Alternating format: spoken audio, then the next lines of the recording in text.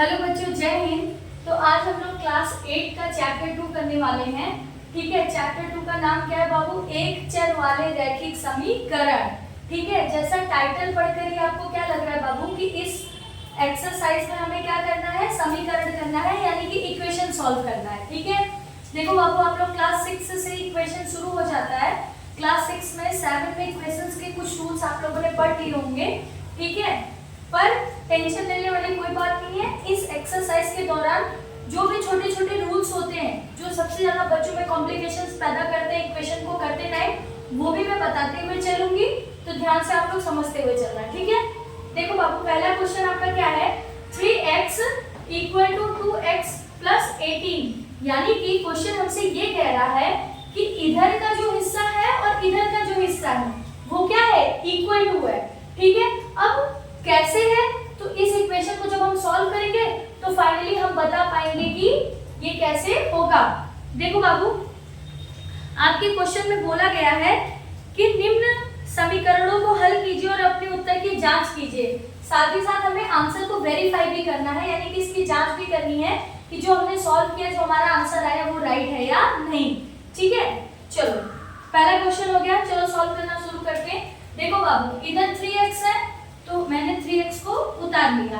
अब एक बात बताओ, 3x के खानदान का इस तरफ आपको कोई दिखाई दे रहा है? हाँ, जैसे कि 3x इधर है, इधर 2x जो कि बिल्कुल इसी के खानदान का है।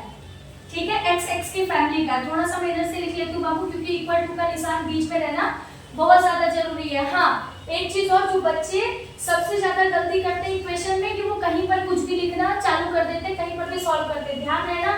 ध्यान रखना, हमारा इक्वल टू का जो साइन है वो हमेशा हमारे बीच में ही रहना चाहिए। ये इधर रहना चाहिए, इधर, इससे आप लोग कंफ्यूज नहीं होंगे। ठीक है, चलो 3x का 3x हो गया। इधर कोई x की फैमिली दिखाई दे रही है? हाँ, दे रही है। क्या है हमारा? 2x। अब देखो बाबू, 2x पॉजिटिव में है, जब वो इस तरफ आएगा तो 2x क्या हो जाएगा? निगेटिव का 2x बन जाएगा। आया इतना क्लियर? ठीक है, 3x का तो 3x ले लिया और हमने इक्वल टू के इस तरफ चेक किया कि क्या x की फैमिली से मिलता जुलता हुआ कोई नंबर यहाँ पर है। ठीक है, तो हमने 2x को यहाँ पर पुट कर लिया। ठीक है, अब इक्वल टू का निशान लगाते हैं कि और कोई है x की फैमिली जिसे यहाँ पर रखा जा सकता है? नहीं। अब जो हमारा प्लस 18 था, सिर्फ हम उसे 18 लिखेंगे। क्यों? क्योंकि बाद में अगर लिखते हैं तो प्लस का साइन लगाना जरूरी होता है, लेकिन स्टार्टिंग में लिखते हैं तो वो नंबर पॉजिटिव ही कहलाता है। ठीक है, अब देखो इस तरफ कुछ है जो यहाँ पर रखा जा सकता है? नहीं, तो इक्वल टू करके हो गया 18। 3x में से 2x माइनस करके कितना हो जाएगा? 1x। देखो 1x आ रहा है बाबू, लेकिन 1x लिखते नहीं है तो उसकी जगह पे हम सिर्फ क्या लिख लेंगे? x। ठीक है, 18 का 18 हो गया, यानी x इक्वल टू क्या मिल गया हमें? 18। अब हम क्या करेंगे? इस आंसर को वेरीफाई करेंगे। फिर सेम क्वेश्चन में उतार लेंगे 3x equal to 2x plus का 18। ठीक है, तो 3 की जगह 3x की जगह हमने क्या वैल्यू फाइंड की? 18। तो 18 हमारा किसमें चला जाएगा? मल्टीप्लिकेशन में। इक्वल टू 2 का 2x की जगह पे क्या जाएगा? 18 और प्लस का 18। ठीक है, चलो अब 18 3 जा 54, फिर इक्वल टू का निशान, 2 18 जा, ऐसे याद रखना बाबू, ब्रैकेट में अगर कोई नंबर होता है तो क्या होता है? मल्टीप्लाई होता है। तो 18 3 जा पढ़ो या 3 18 जा, 18 3 जा पढ़ लो। 54 इक्वल टू 18, 18 दूना 36 प्लस करके 18। ठीक है, अब 54 का 54 होगा, इक्वल टू का इक्वल टू 36 में 18 प्लस करेंगे तो कितना हो जाएगा? 6 का 6, 6 2 12 14, 4 हासिल 1, 3 1 4, 1 हासिल जोड़ दिया 5, 54। यानी कि इसलिए हमारा left hand side equal to right hand side, यानी कि हमारा left hand side right hand side के इक्वल है। ठीक है, तो पहला क्वेश्चन होता है 1 पर डन। चलो क्वेश्चन नंबर 2 देखते हैं बाबू। 5t का क्या उतार लेंगे? 5t, t की फैमिली यहाँ पर है, हाँ 3t है, इस तरफ आएगी तो निगेटिव का 3t बन जाएगा। इक्वल टू करके माइनस का 5 है, तो माइनस का 5, इधर कुछ है जो इधर ट्रांसफर किया जा सकता है? हाँ है, तो माइनस का 3 जो कि इधर आएगा तो क्या बन जाएगा? प्लस का 3। देखो बाबू, पहले क्वेश्चन में सिर्फ इधर का उठाकर इधर रखा गया था, क्योंकि इधर कुछ भी नहीं था जो इधर पर ट्रांसफर किया जा सके, लेकिन इस सवाल में यहाँ पर है जो यहाँ पर ट्रांसफर किया जा सकता है। जैसे कि सिंगल डिजिट था, इधर भी सिंगल डिजिट है, तो दोनों को एक साथ कर दिया गया और 3t और 5t को 3t और 5t की फैमिली को एक साथ कर दिया गया। ठीक है, अब देखो बाबू 5t माइनस 3t कितना हो जाएगा 2t इक्वल टू का इक्वल टू, और 5 में से 3 गए कितना हो जाएगा 2, बड़ा नंबर निगेटिव है तो माइनस का 2। अब t बचा अकेला, क्यों? क्योंकि 2 यहाँ पे मल्टीप्लिकेशन में इस तरफ आएगा तो किसमें चला जाएगा, डिवाइड में चला जाएगा। ठीक है, 2 का -2 से डिवाइड करेंगे तो आंसर आ जाएगा माइनस का 1। क्लियर? चलो इसको वेरीफाई करते हैं बाबू। 5 का 5 t की जगह पर क्या आ जाएगा माइनस का 1 ब्रैकेट के अंदर। देखो बाबू क्योंकि t को हम रिप्रेजेंट कर रहे हैं तो ब्रैकेट में लिखेंगे तो अच्छा रहेगा। फिर माइनस का 3 इक्वल टू करके 3, फिर ब्रैकेट में क्या आ जाएगा माइनस का 1 माइनस का 5। ठीक है, अब इनके साथ मल्टीप्लिकेशन होगा बाबू, क्योंकि कोई भी नंबर अगर ब्रैकेट के अंदर होता है किसी नंबर के साथ तो वो क्या हो रहा होता है, मल्टीप्लाई हो रहा होता है। तो 5 बन जा 5, नंबर नेगेटिव है तो माइनस का 5, फिर माइनस का 3 इक्वल टू, फिर इनका मल्टीप्लिकेशन 3 बन जा 3 माइनस का 3, फिर माइनस का 5। अब देखो बाबू माइनस माइनस क्या हो जाएगा, प्लस हो जाएगा, तो 5 3 8, बड़ा नंबर नेगेटिव है तो माइनस का 8, फिर वही 5 3 8, बड़ा नंबर नेगेटिव है तो माइनस का 8। इसलिए left hand side equal to right hand side. हाँ, जो लेफ्ट हैंड साइड है वो राइट हैंड साइड के इक्वल है। क्वेश्चन नंबर 2 यहीं पर होता है खत्म। ठीक है, चलो क्वेश्चन नंबर 3 करते हैं।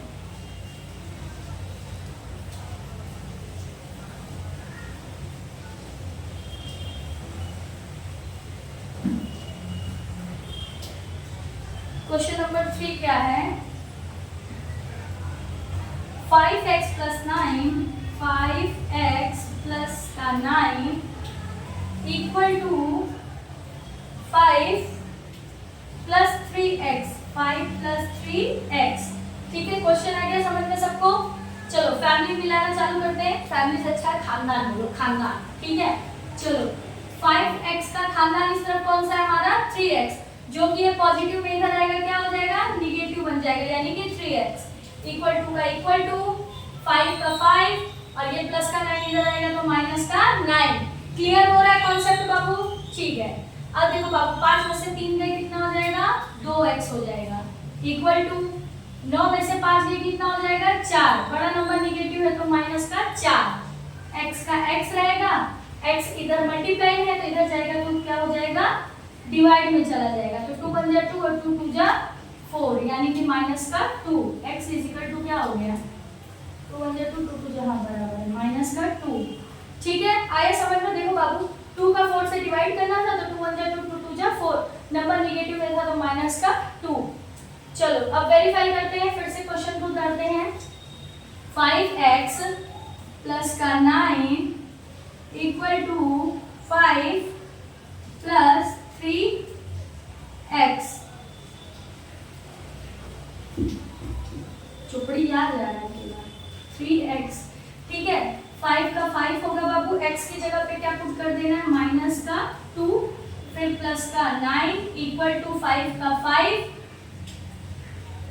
प्लस का प्लस 3 का 3 और x की जगह पे क्या पुट कर देना माइनस का 2। इतना क्लियर हो गया? फिर से मल्टीप्लिकेशन 5 दूनी 10 माइनस का 10 प्लस का 9 इक्वल टू 5 का 5 और प्लस का प्लस और 3 दूनी 6 तो माइनस का 6। क्लियर है? इतना आया समझ में बाबू? चलो 10 में से 9 घटाएंगे कितना हो जाएगा 1, बड़ा नंबर नेगेटिव है तो माइनस का 1, फिर इधर 6 में से 5 कम किए तो कितना हो गया 1, बड़ा नंबर नेगेटिव है तो 1।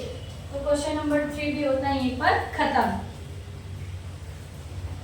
Right hand side equal to left hand side. ठीक है, चलो अगला क्वेश्चन देखो, क्वेश्चन नंबर 4।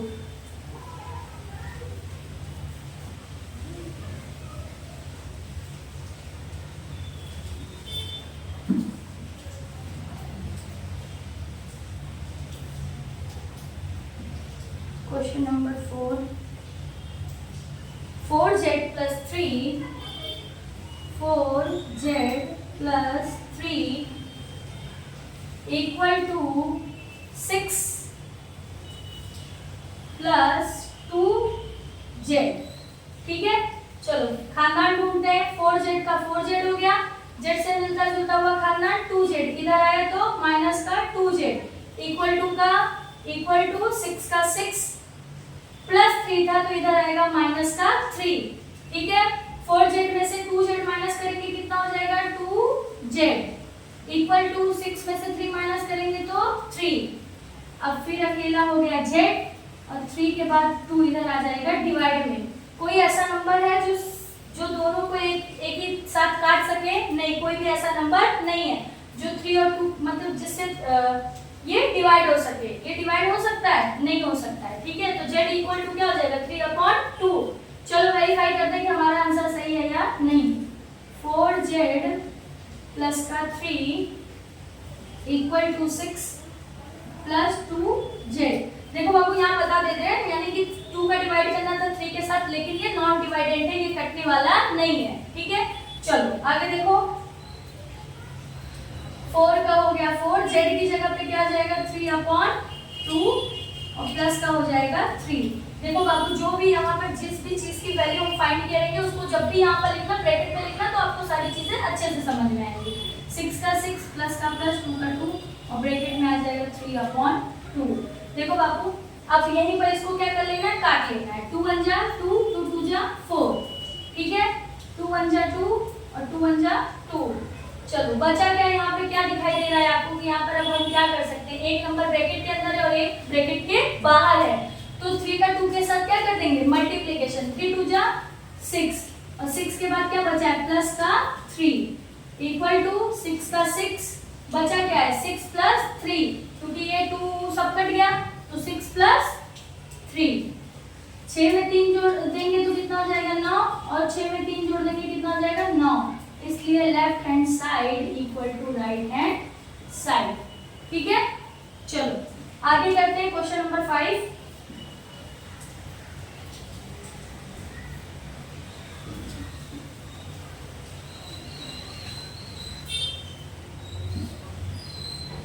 बोर्ड ही काला होता चला जा रहा है। क्वेश्चन नंबर 5 क्या है, 2x माइनस का 1 इक्वल टू 14 माइनस का x। ठीक है, चलो देखते हैं कुछ मिलता जुलता है, फैमिली वाली है यहाँ पर खाना। हाँ है, तो 2x माइनस का था तो प्लस का x इक्वल टू 14 का 14 माइनस का 1 था तो प्लस का 1। ठीक है, 2x में 1x और ऐड कर देना है तो कितना हो जाएगा 3x इक्वल टू 14 में 1 प्लस कर देंगे कितना हो जाएगा 15। वेरी गुड, आप लोग भी सही जा रहे हैं। अब देखो बाबू x अकेला रह गया, 3 चला गया हमारा डिवाइड में, कट जाएगा। हाँ कट जाएगा, 3 1 जा 3 और 3 5 जा 15। ठीक है, चलो अगला देखो, वेरीफाई करते हैं। 2x माइनस का 1 इक्वल टू 14 माइनस x। ठीक है, तो 2 का 2 x की जगह पे हम पुट कर देंगे 5 माइनस का 1 इक्वल टू 14 माइनस ब्रैकेट में आ जाएगा हमारा 5। आया समझ में सबको? चलो बस एक नंबर ब्रैकेट में एक बाहर है तो क्या हो जाएगा मल्टीप्लाई। 5 2 जा 10 माइनस का 1 इक्वल टू 14 का 14 माइनस का माइनस। यहीं पर सॉल्व कर लेते हैं बाबू। ठीक है, 14 में से 5 गए कितना आ जाएगा 9। कितना आ जाएगा 9, यहीं पर कर देते हैं 9। 10 में से 1 गए 9, 9 का 9, तो इसलिए left hand side equal to right hand side. ठीक है, 5 क्वेश्चन हमारे कंप्लीट हो चुके हैं बाबू।